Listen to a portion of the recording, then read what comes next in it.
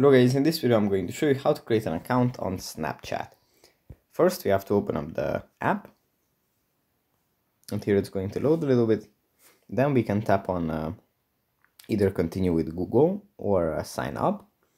Let's tap on continue with Google.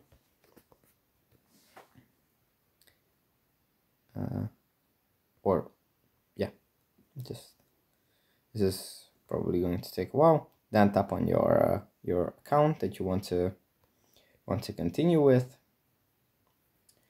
and then this is going to create your account. You have already signed up.